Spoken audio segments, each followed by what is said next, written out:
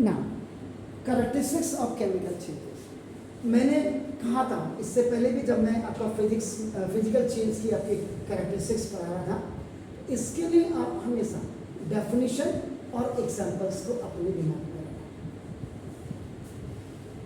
जो अभी तक आपने पढ़ा है वो अगर आपके दिमाग में है तो देखो आपका द फर्स्ट मेरिट या कैरेक्टरिस्टिक्स इज इन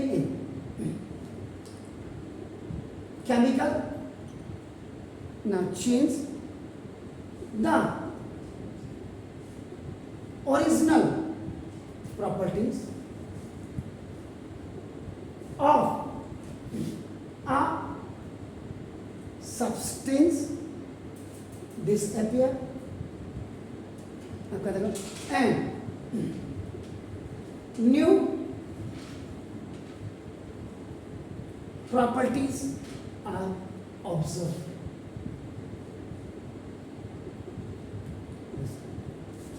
इसके अगर हम कोई भी एग्जाम्पल की बात करें, अभी अभी हमने यहाँ एक एग्जाम्पल आपका नाम देखो, दिस फोटो, मैं दोबारा आपको फोटोसिंथेसिस प्रोसेस की बात कर रहा हूँ, मैं एग्जाम्पल के तौर पे इसको आपका रिकॉर्ड कर रहा हूँ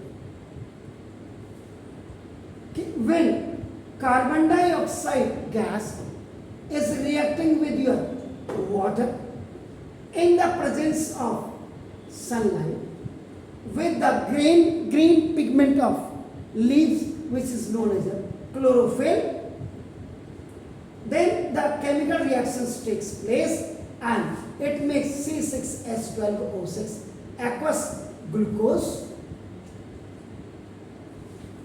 which is known as the food of plants, and then it releases the oxygen which we intake. ये मैंने अभी अभी आपको कहा था गिव एंड टेक। पहले दोगे, जब आप कार्बन डाइऑक्साइड आप दे रहे हो ना, तब रूट्स वाटर को खींच रही हैं और दोनों मिलकर के आपका नाम, तब आपका ग्लूकोज बन रहा है and glucose is the food of the trees and during आपका making of food then the oxygen gas they are releasing, वो जिसको हम इनहेल और एक्सहेल गैस कहते हैं।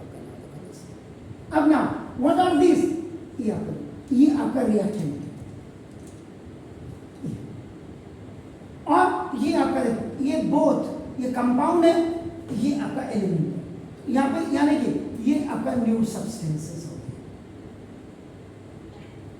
कार्बन डाइऑक्साइड इसकी प्रॉपर्टी अलग होगी, वाटर की केमिकल प्रॉपर्टीज अलग होंगी, ग्लूकोज की केमिकल प्रॉपर्टीज अलग होंगी और ऑक्सीजन की प्रॉपर्टीज अलग होंगी। तो क्या लिखा, in chemical change the original properties of a substance, इनकी ओरिजिनल प्रॉपर्टीज सब्सटेंस की डिसअपियर हो जाती है and new properties are observe, और न्यू प्रॉपर्टीज आपके नाम ये आती है।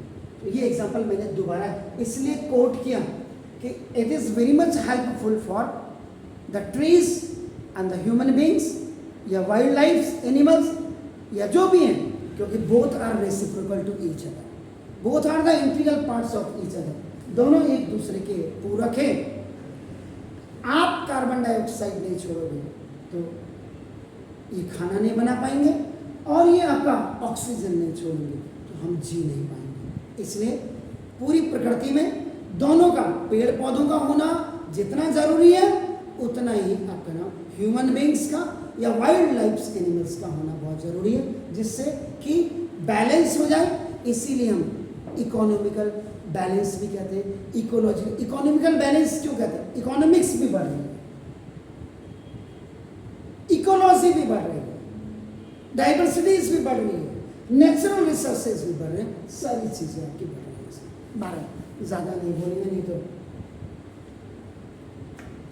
आप नहीं देंगे कोई फर्क नहीं पड़ता, आप इतना भी लिख देंगे क्योंकि आपके स्कूलों में लिखा है नहीं होगा ना।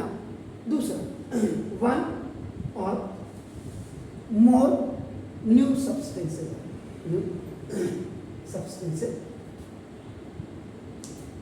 Are form. अब 2 सब्सटेंस यहाँ देखिए, ग्लूकोज और ऑक्सीजन, 1 और मोर, एक भी बन सकता एक बनने के लिए अगर आप एग्जाम्पल की बात करें, ये जब कार्बन कोक जिसको कहते हैं ऑक्सीजन के साथ केमिकल रिएक्शन करेगा तो कार्बन डाइऑक्साइड। आप इसको और बैलेंस करना चाहते हैं, इसको ट्वाइस यहां लिख सकते हैं, 2 2 जा 4, 2 2 जा 4, 2। तो this is what, this is the product. और प्रोडक्ट आपका हमेशा क्या होता है, this is the new substance.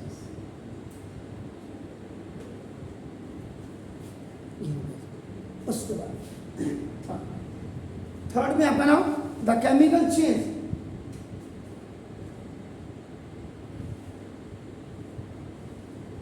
Is permanent.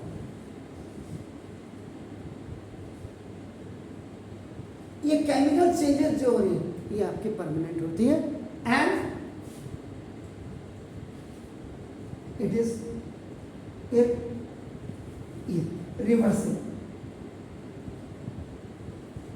आप इरिवर्सिबल अगर लिखने में आपको दिक्कत हो रही है, REVER रिवर्सिबल के आगे IR लगा दो, या simple and it is not reversible भी आप लिख सकते हैं। The fourth chemical property is some amount of energy. Some amount of energy is either absorbed or released during the chemical change. अब ये आपकी समझ में ऐसे नहीं आएगा, देखिए एक मिनट। हाँ, जैसे इसी रिएक्शन को अगर आप दोबारा लिख देते हैं अपना नाम को, जैसे दोज रिएक्शन इन विच, इसमें अगर आप कार्बन और प्लस जब आप ऑक्सीजन को आप रिएक्ट कराते हैं तो ना देखो ये आपका कार्बन डाइऑक्साइड गैस बन जाते हैं एंड ड्यूरिंग दिस इसमें आपकी हीट भी निकलती है।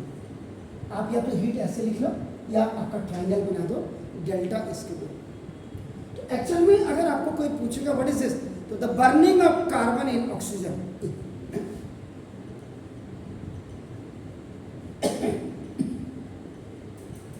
The burning of carbon in oxygen,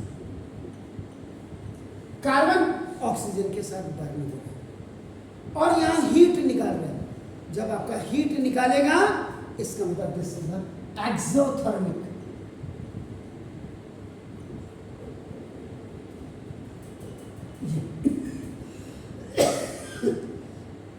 some amount of energy, जैसे ये, और कई रिएक्शंस में आपका क्या होगा, जैसे इसी नाइट्रोजन गैस जब आपका ऑक्सीजन गैस के साथ आपका रिएक्ट करती है आपका नाइट्रोजन, तो इसमें हीट यहां एब्जॉर्ब हो रही है और यहां रिलीज हो रही है। यहां एब्जॉर्ब हो रही है, दिस इज द एब्जॉर्ब। ये आपका क्या बना देगा, ट्वाइस एन। तो जो रिएक्शन बिटवीन नाइट्रोजन और आपका ऑक्सीजन देख रहे हैं आपका नाम, and it is making a nitrogen monoxide, nitrogen monoxide, क्योंकि it is absorbing the heat, absorb कर रहा है, तो दिस इज द एंडोथर्मिक।